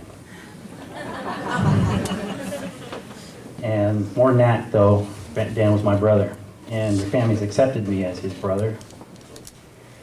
And I truly feel that way. I mean, he's a big part of me. We met in high school, went to Vista High together, and I knew who he was for a lot of years before that, but you know, thought he was just some goof off. But with a lot of energy. And but finally we got together, and we were on the wrestling team together, and he had a lot more experience than I did, and he made me feel welcome. And the thing about Dan was, when I was around him, I was my best me. To me, he made me feel better about myself. That was Dan Browne.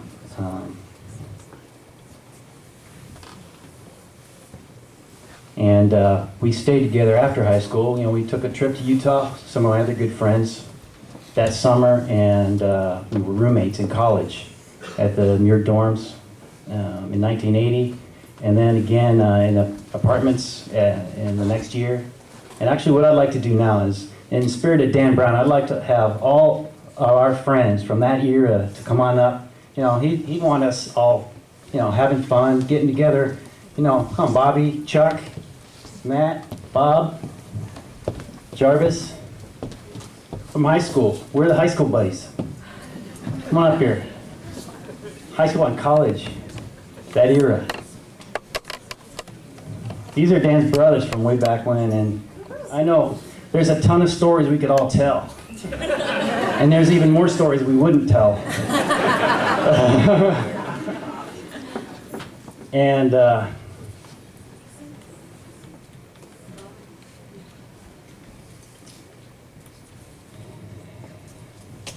we'll miss him, but there's so many things I want to say, just 100 things going through my mind about Dan. And everything that everyone's saying is just so true and right on. And he's such a great person. And when I was with him, though, he felt like, I was the only important person around, and look at all these people here. And so we spent a lot of years together, and eventually I got married, and we kind of split apart. But more recently, we got together again, especially with John Harland on the bass, me on guitar, and Dan on the drums every couple of weeks, because we found the fire again, And in the dorm at UCSD, he had his drums all set up there. That was our room. I mean, these are dinky little rooms. I got my first little fake Gibson guitar, and I started playing. He played in another band and did gigs around campus. Remember the name of that band? Yes. Herpes. The Herpes. Yeah. Infectious rock and roll.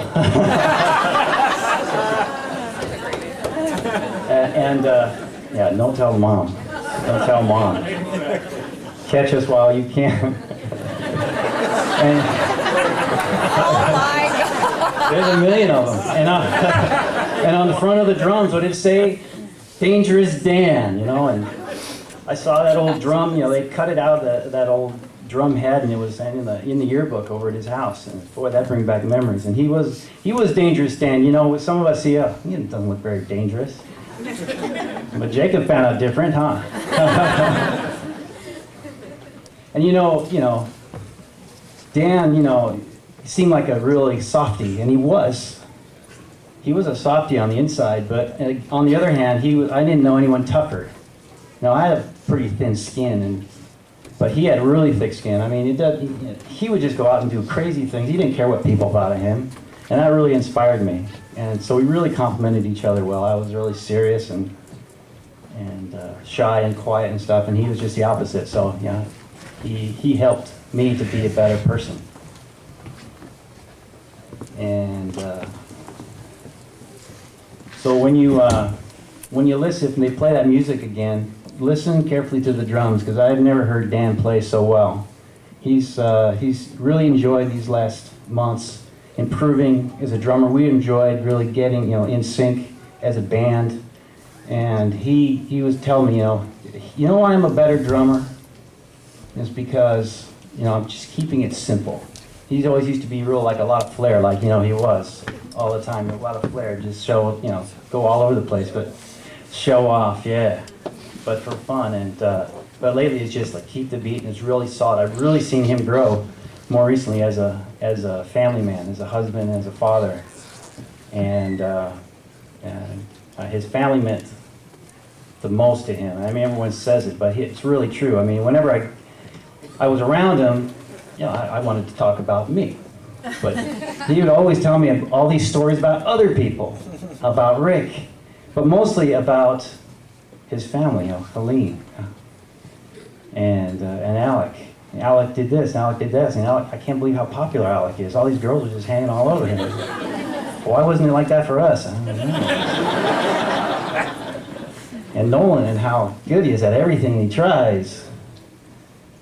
He's just a spitting image of him, isn't he? Yeah. And Melissa and Dylan, how cute they are, and this social they are. Anyway, I could go on and on, but Bob would like to sing something, maybe like to give an introduction, and then play something. In.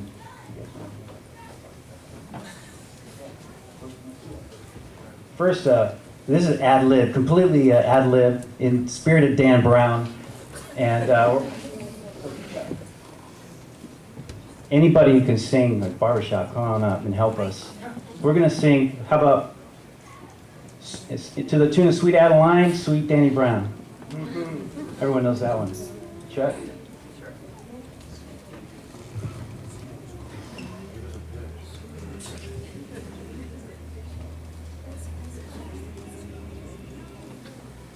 Sweet, sweet, sweet Danny Brown. Sweet Danny Brown. My Danny Brown. My Danny Brown.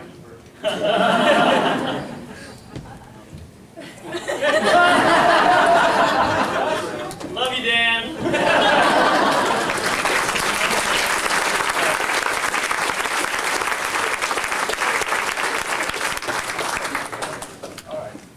Now, Bob, would you like to introduce the song? Hi, so my name is Bob, and I'm the answer to the trivia question, who played bass for the Herpes? That's how I met Dan in 1980 at UC San Diego. Guy in my dorms knew that I played bass, and he said, hey, you know, I've got some friends who are trying to put a band together, come meet them. So I met the guitarist, Frank and Bill, and you know, they look like typical college students of that day, you know, t-shirt and jeans. And here's the drummer, Danny. He's wearing like a leather vest and a cowboy hat. Huh? Okay. Well, that was the start of a wonderful friendship. And apart from my wife and my family, I've lived with Dan more than any other person. We were roommates along with Chris during college, and then Danny and I shared places for 3 years after college. And they were just terrific years. I know, Rabbi, you asked us to give a story, and I find myself in the position of a rabbi at a memorial service many years ago. And this is a true story. He was giving the eulogy for an old man who had passed away. I think his name was Samuel, and the rabbi gets up there, and he's sort of the prototypical rabbi with the gray beard and looks very wise and sage, and he says, Samuel led such an important and interesting life, I could tell you stories, but who could remember? And that's the position I find myself in. Because I can make little cute comments here and there, but I'm not a storyteller, and that was one of the things that I loved about Dan, is that he was the storyteller. When we lived together, once in a while he would say, go home to Vista for the weekend. So if he was gone for 48 hours, I knew that I had 96 hours of stories to look forward to when he came back. And they were all interesting and they were all funny. He never bored me, and we just had a terrific time together. I will miss him. And Chris and I are going to do a little song in tribute to Dan. This was a song that was on the radio back when we were living together. And I invite you to join in with the refrain if you like. Okay. Join in with the refrain. The refrain is, and I like you too. And I think you'll catch on pretty quickly. Can you hear that guitar back there? Can you hear it? Okay. Oh, I'll get it here. Okay. I like noses full of snot, dead things when they rot, leeches sucking blood and mud. I like barfing on nice rugs, chewing little slugs, smelling garbage burn and worms. And I like you too. I like knuckles when they pop, screaming at a cop, bugs around my ears and tears. I like catching me the flu, snails in a stew, armpits when they're wet and sweat. And I like you too. Last verse. I like stepping on a nail, spitting in a pail, scumbags of all sorts and warts. I like lizards in the grass, getting cut with glass, belching just for fun, and scum. And I like you too. All right. That was for you, Dan.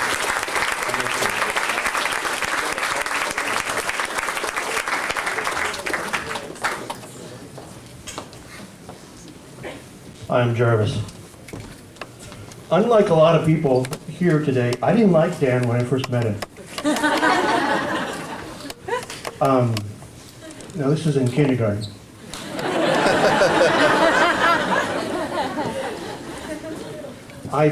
Well, near as I can remember, I remember practicing so I could beat him at tetherball. It didn't happen. I tried. Anyway, later through life, Dan, if I were to sum up anything about him, it was that he was an encourager. He constantly, just an encouragement.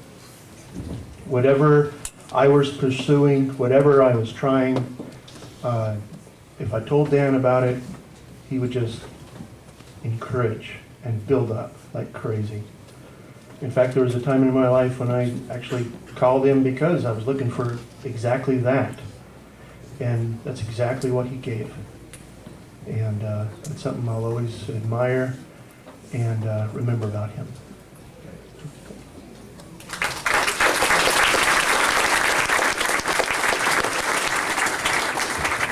My name's Donna, and when I first met Danny, it was ninth grade. And his favorite saying was, "Who cares?" That was his favorite saying. And, you know, nothing could have been further from the truth. You know, even when it was really uncool for Dangerous Dan to be sensitive, he cared about everybody that he came in contact with. When I met him, I was pretty lost. And I remember, well, Dan could talk anybody in or out of anything. And I remember he talked me into believing that I was a lot more valuable than I thought I was at the time. And he pulled me up to do better, to be better. And I was, and I am. And I'm so thankful to him for that, and to his family, for his mom and dad, and Julie and Barry and Jennifer and Grandpa too, for making me feel like part of the family for quite a while, and they mean so much to me, and he meant so much. And I even after high school, it's like he was always just kind of there watching, and I was making a lot of screwy decisions, and he was kind of watching over me, and he was there to help pick up the pieces. And I remember one time, it was an especially bad time, and he took me out to a hill somewhere and to watch the sunrise. And he said, "You know, I just wanted to show you this to let you know that everything's going to be okay. The sun's going to still come up, and life is going to go on, and things are going to get better." And anyway, thank you to Danny and to his family. God bless you.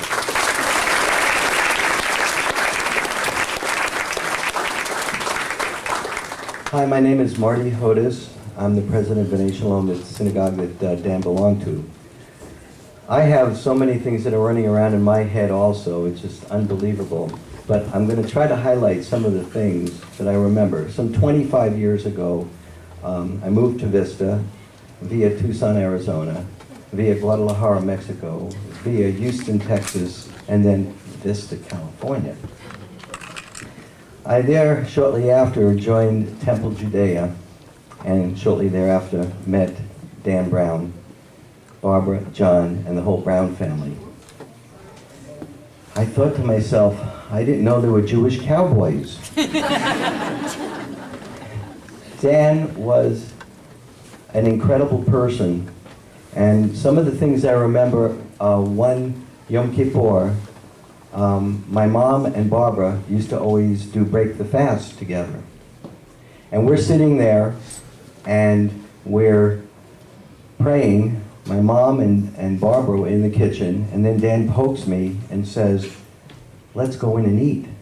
I said, "But the services aren't over." I said, "Well, the sun went down and who cares?"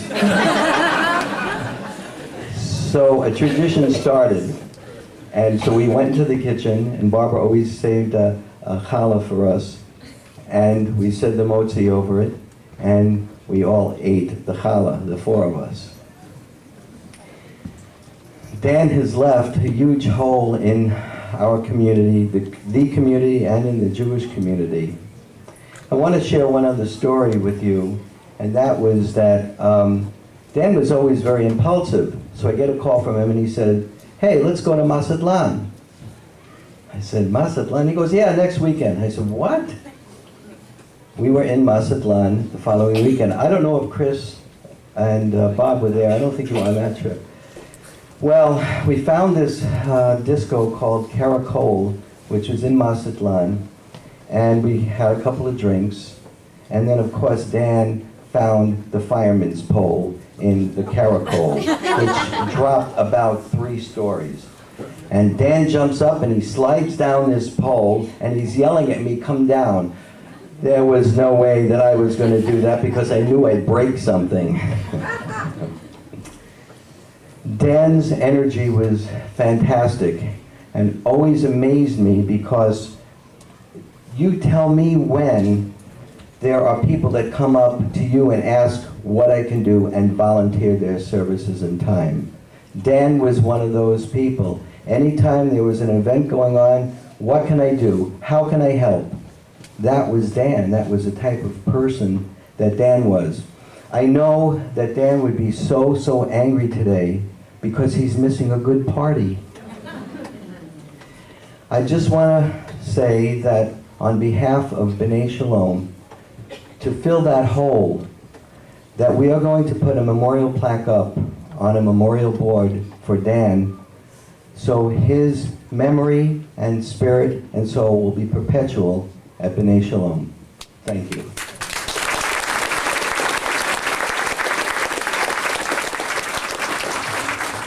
Hello, my name is Chuck, and wow, this is amazing. Didn't really expect to get up today. I didn't really know what to expect, but you know, I've been thinking about Danny a lot the last few days, obviously when I got the news, and just going through a lot of old pictures. Danny and I met in our sophomore year in high school, and we met in a play called Fiddler on the Roof, and remember the first thing Dan said to me was, "Hello, I'm Dan Browne. Nice to meet you." We did many things together. We sang in quartet, we sang in choirs, ensemble groups, and just at that time in our lives became pretty good friends. And one thing I remember about Dan is you say, you know, a lot of people are, you know, talk about how, you know, brave he was. Dan liked to do backflips. You know? And that's weird, but it's one thing that came to mind. He'd do a backflip off of anything. I mean, he would stand up on top of that beam if it was open and do a backflip and land it, you know. But I think looking back on things now, Dan helped me out a lot, you know, at certain points in my life. And I remember in high school he used to look up to me, you know. I played sports and things like that, and just a great friend, full of love. But you know, now I look up to him, you know, and the legacy he's left, and just the man he's become. He'd helped me out in a lot of things in my life, and in times in my life when I made some bad decisions, you know, and was struggling. And one thing about Dan, he was just never judgmental of people. You know, he was always an encourager, and I really appreciate that. I don't want to spook anybody, but the moment I got off the phone with you the other day, that brief conversation, I felt Dan at my office, okay? And I felt a strong presence there, and I could feel him. And I just been seeing his face a lot, you know, in the last few days, and I told this to a coworker, his head, you know, the hair on his neck stood up. So I guess what I'm getting at is, you know, I'm looking forward to the day when I can see Dan Browne again, because I know he's in a very good place right now. And I just want to say, Dan, I love you. Thank you.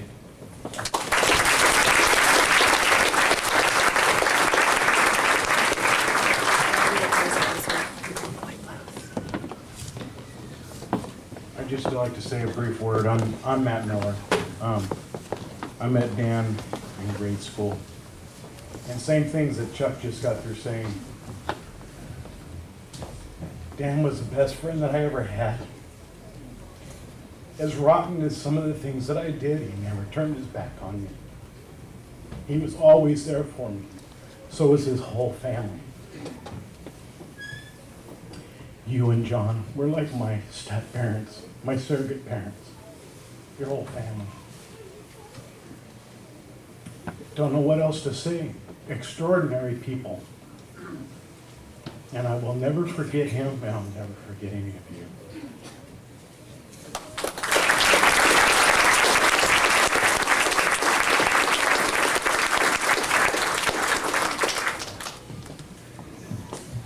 Hi, my name's Donna, and I'm one of the few people that, when I met Danny, I wanted to forget him, because I was Julie's best friend, and we were in high school, and he was in junior high. And there's nothing worse than having a little kid 4 years younger than you tag along. But because we loved Danny so much, and because of his personality, he became being somebody very important to me. He was there when I got married. He was there for everything important in my life. And I only have one little horse story. And I think, I don't know how, I think more people have lived with the Browns than not in this room. And I'm one that was fortunate enough to. But, and they say that he may not be very, what is it, sports-like. Education and to become a better person. I also, as a Browne, I want to tell a bad joke, so I'm going to. How do you know that Jesus was Jewish? Because he worked in his father's business and his mother thought he was God. And Danny is kind of like any Jewish woman could tell you, is kind of like a god. He inspired people. He really did. He said good things, and his oldest son. I don't even know your name really. I don't know any of his children. Alec. But man, growing up, the first really memory I have of him is that face. That's what I remember. And if you had a really bad mustache and balding, that would have been him.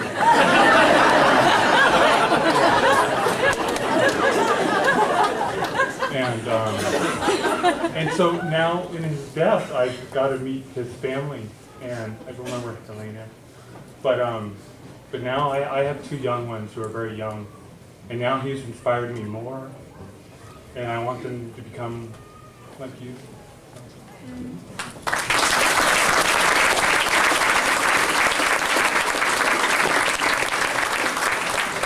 I just got a signal from Helene. No more speeches. And they were so good. So wonderful. It's incredible. Everybody here was Dan's best friend. How many best friends can you have?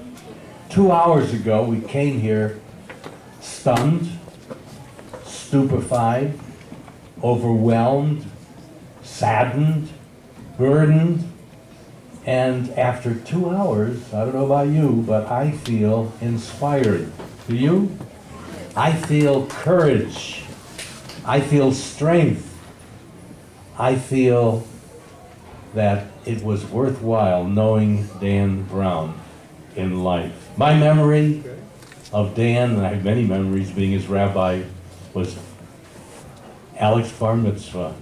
Thank God he was at the bar mitzvah. He loved every minute. It was the highlight.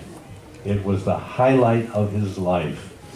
We're going to miss Dan, but Dan is going to be with us in our hearts, in our minds, in our souls.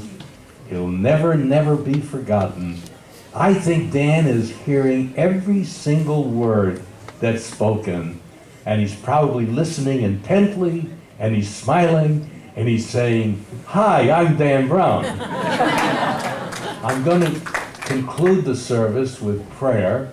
I'm going to ask Rabbi Bohm to come forward, a close friend of the family who officiated at Helene's and Dan's wedding, and we'll rise for the El Molei Rachamim, the memorial prayer.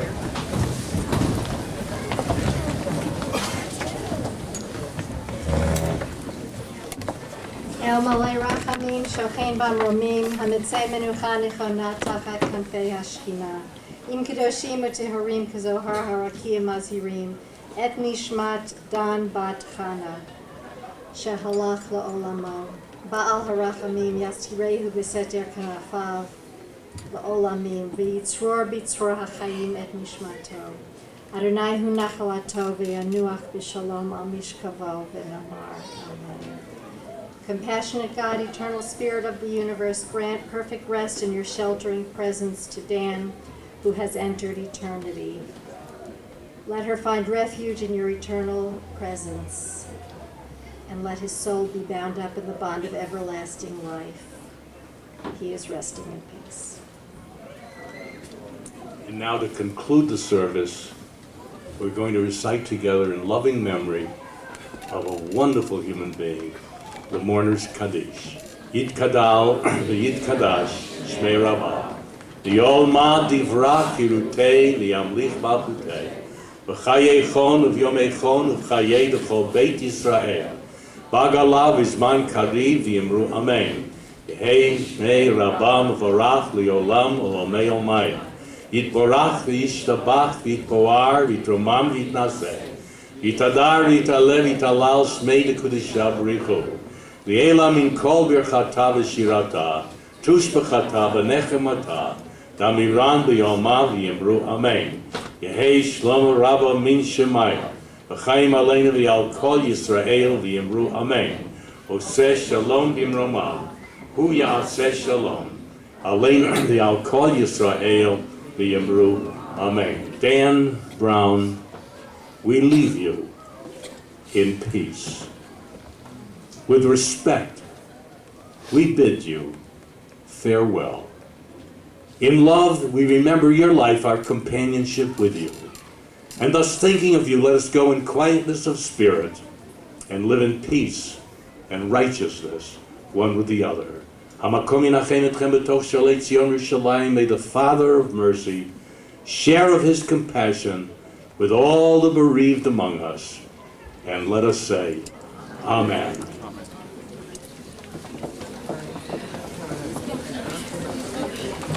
Please go eat, and the family will be sitting Shiva through Thursday evening. You can come by during the day or the evening to pay your respects, and there'll be a brief prayer service every evening at 7 o'clock at Helene's house. Yeah, all four.